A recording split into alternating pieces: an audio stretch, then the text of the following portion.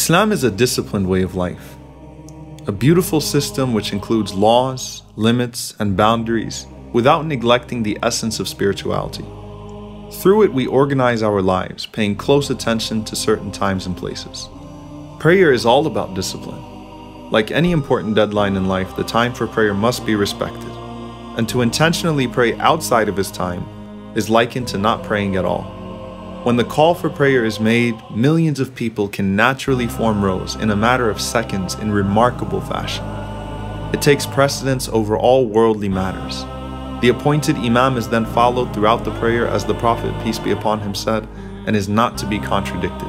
Whatever he does, everyone else does. Allah looks only at the straight line, and through the rows of people, it is hoped that the hearts will be aligned as well. Not to mention Ramadan, which represents the highest level of spiritual, physical, and emotional discipline. No matter how hungry you are, you're forced to learn self-restraint and hold yourself back, and the clock becomes a glaring "do not eat" sign. Your entire day is structured in accordance with the times of prayer, and in Ramadan, you know exactly when Fajr and Maghrib are. And what's even more remarkable is that many choose to observe this regimen of fasting even outside of Ramadan when it's not even compulsory. Think of your zakah as God-given taxes. Except with these taxes, your money solely goes towards the cause of the poor and needy. The calculations, laws, and stipulations governing zakah are precise. Hajj is the greatest display of order in the world. Getting millions of people in such close proximity to dress, move, and worship in such stunning compliance is a testimony to the power of his call.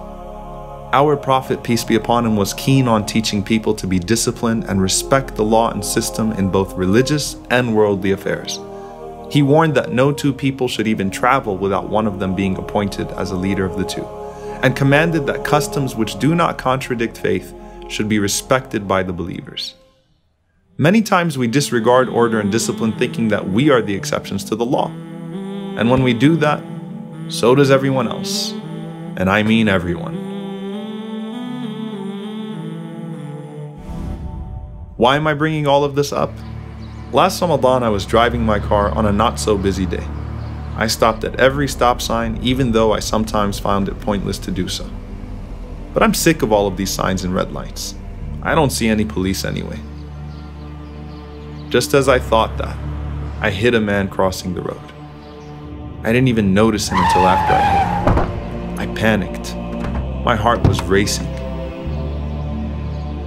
I jumped out of the car to see what happened to him. I immediately apologized to him and told him I'd get help right away.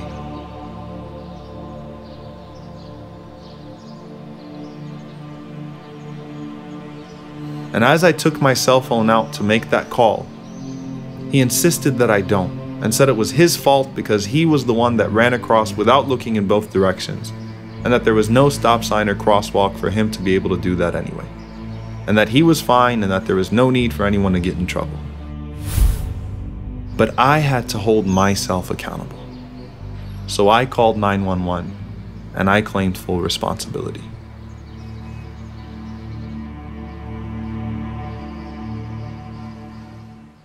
When I think of what happened that day, even though the fine was pretty hefty, I have no regrets for punishing myself. I only regret my recklessness.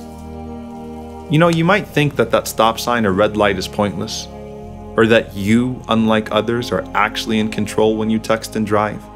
But all of these things are meant to ensure the safety and security of people. And that's part of faith as well. Rasulullah, you taught us to be patient, respectful, and disciplined, to not act in a way that would be detrimental to ourselves or to those around us. No one in your presence felt threatened, and nothing that would be considered good was disregarded by your call.